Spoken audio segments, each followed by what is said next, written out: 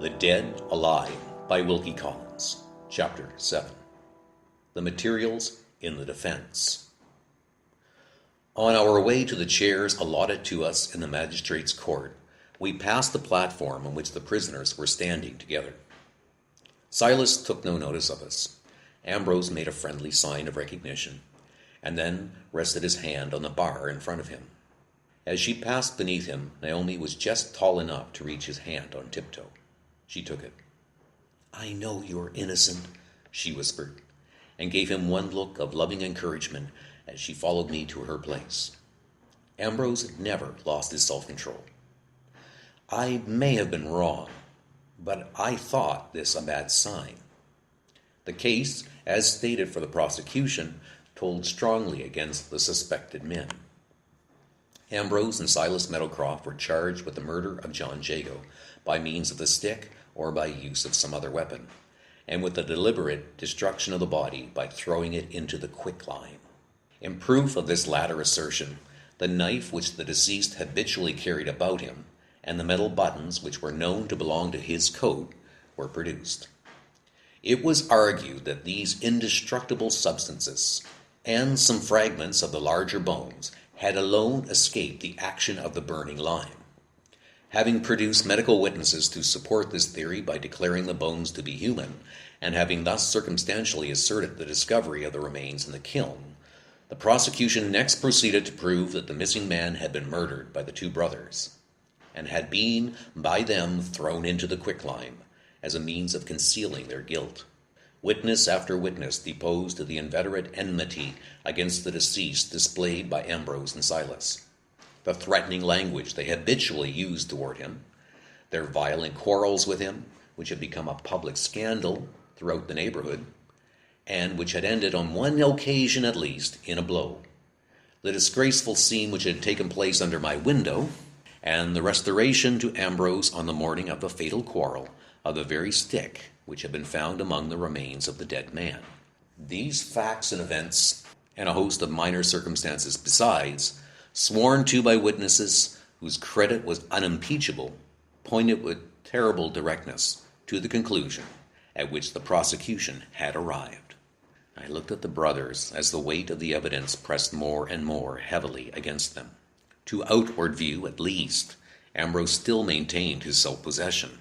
It was far otherwise with Silas. Abject terror showed itself in his ghastly face, in his great knotty hands clinging convulsively to the bar at which he stood, in his staring eyes, fixed in vacant horror on each witness who appeared. Public feeling judged him on the spot. There he stood, self-betrayed already, in the popular opinion, as a guilty man. The one point gained in cross-examination by the defense related to the charred bones. Pressed on this point, a majority of the medical witnesses admitted that their examination had been a hurried one, and that it was just possible that the bones might yet prove to be the remains of an animal and not of a man.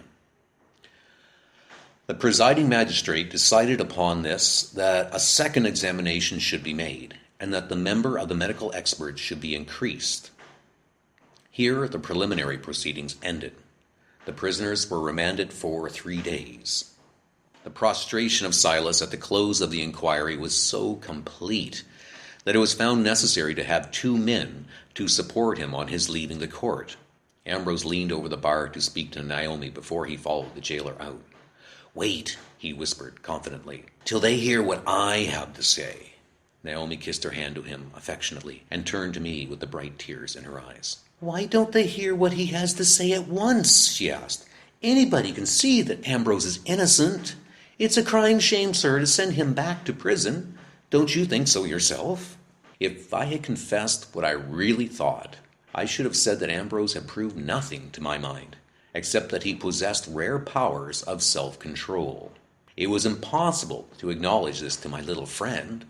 I diverted her mind from the question of her lover's innocence by proposing that we should get the necessary order and visit him in his prison on the next day.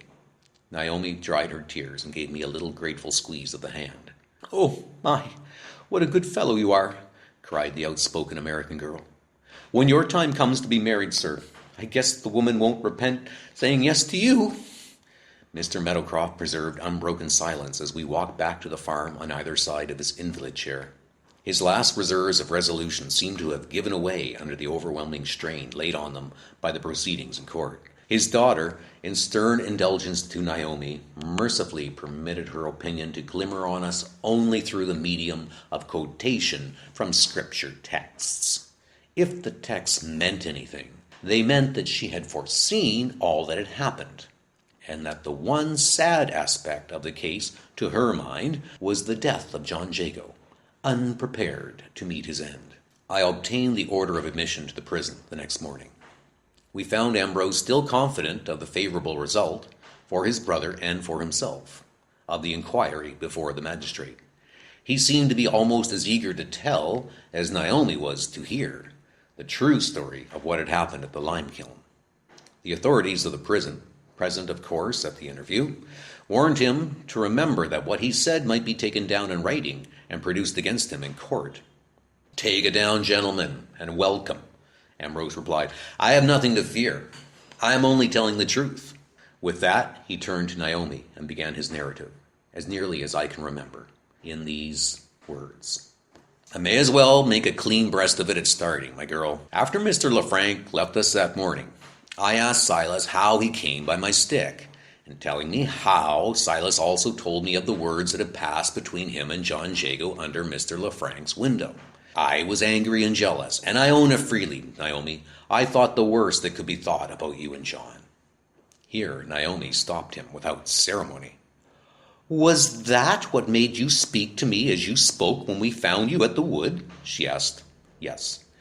"And was that what made you leave me when you went away to Narrabee without giving me a kiss at parting?"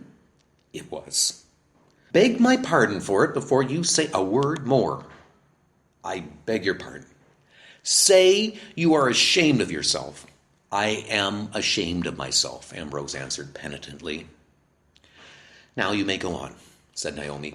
"Now I'm satisfied." Ambrose went on. "We were on our way to the clearing at the other side of the wood while Silas was talking to me, and as ill luck would have it, we took the path that led by the lime kiln. Turning the corner, we met John Jago on his way to Narrabee. I was too angry, I tell you, to let him pass quietly. I gave him a bit of my mind. His blood was up too, I suppose, and he spoke out on his side as freely as I did. I own I threatened him with the stick, but I'll swear to it I meant him no harm. You know, after dressing Silas's hand, that John Jago is ready with his knife. He comes from out west, where they are always ready with one weapon or another handy in their pockets. It's likely enough he didn't mean to harm me either, but how could I be sure of that? When he stepped up to me and showed his weapon, I dropped the stick and closed with him. With one hand, I wrenched the knife away from him, and with the other I caught him with the collar of his rotten old coat and gave him a shaking that made his bones rattle in his skin. A big piece of the cloth came away in my hand. I shied it into the quicklime close by us, and I pitched the knife after the cloth, and if Silas hadn't stopped me, I think it's likely I might have shied John Jago himself into the lime next. As it was, Silas kept hold of me. Silas shouted out to him, 'Be off with you and don't come back again if you don't want to be burned in the kiln.' He stood looking at us for a moment. He stood looking at us for a minute, fetching his breath and holding his torn coat round him. Then he spoke with a deadly quiet voice and a deadly quiet look. 'Many a true word, Mr. Silas,' he says, 'is spoken in jest. I shall not come back again.' He turned about and left us. We stood staring at each other like a couple of fools. 'You don't think he means it?' I says. 'Bosh,' says Silas. 'He's too sweet on Naomi not to come back.' 'What's the matter now, Naomi?' I had noticed it too. She started and turned pale when Ambrose repeated to her what Silas had said to him. 'Nothing is the matter,' Naomi answered. 'Your brother has no right to take liberties with my name. Go on. Did Silas say any more while he was about it?' 'Yes, he looked into the kiln and he says, "What made you throw away the knife, Ambrose?" "How does a man know why he does anything?" I says, "when he does it in a passion." "It's a ripping good knife," says Silas. "Your place, I should have kept it." I picked up the stick off the ground. Who says I've lost it yet? I answered him, and with that I got up on the side of the kiln and began sounding for the knife. Who says I've lost it yet? I answered him, and with that I got up on the side of the kiln, began sounding for the knife, to bring it, by means of the stick, within easy reach of a shovel or some such thing. Give us your hand, I says to Silas. Let me stretch out a bit, and I'll have it in no time. Instead of finding the knife, I came nigh to falling myself into the burning lime. The vapor overpowered me, I suppose. All I know is I turned giddy and dropped the stick in the kiln. I should have followed the stick to a dead certainty, but for Silas pulling me back by the hand. Let it be, says Silas. If I hadn't had hold of you, John Jago's knife would have been the death of you after all. He led me away by the arm, and we went on together on the road to the wood. We stopped where you found us and sat down on the felled tree. A little more talk about John Jago. It ended in our agreeing to wait and see what happened, and to keep our own counsel in the meantime. You and Mr. Lefranc came upon us, Naomi, while we were still talking, and you guessed right when you guessed that we had a secret from you. You know the secret now. There he stopped. I put a question to him, the first that I had asked yet. Had you or your brother any fear at that time of the charge which has since been brought against you? I said. No such thought entered our heads, sir. Ambrose answered. How could we foresee that the neighbors would search the kiln and say what they have said of us? All we feared was that the old man might hear of the quarrel, and be bitterer against us than ever. I was the more anxious of the two to keep things secret, because I had Naomi to consider as well as the old man.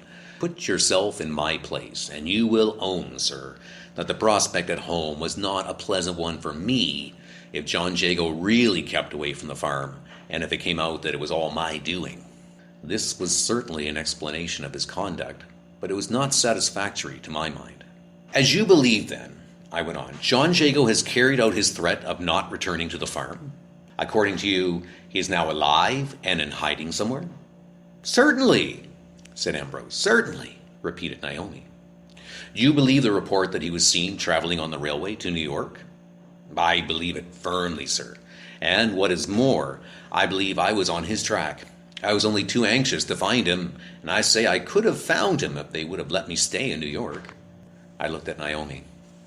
I believe it too, she said. John Jago is keeping away. Do you suppose he is afraid of Ambrose and Silas? She hesitated. He may be afraid of them, she replied, with a strong emphasis in the word may. But you don't think it likely? She hesitated again. I pressed her again. Do you think there is any motive for his absence? Her eyes dropped to the floor. She answered obstinately, almost doggedly, I can't say. I addressed myself to Ambrose. Have you anything more to tell us? I asked. No, he said. I've told you all I know about it. I rose to speak to the lawyer whose services I had retained. He had helped us to get the order of admission, and he had accompanied us to the prison. Seated apart, he had kept silence throughout, attentively watching the effect of Ambrose Meadowcroft's narrative on the officers of the prison and on me. Is this the defense? I inquired in a whisper. This is the defense, Mr. Lefranc. What do you think, between ourselves? Between ourselves, I think the magistrate will commit them for trial. On the charge of murder? Yes, on the charge of murder.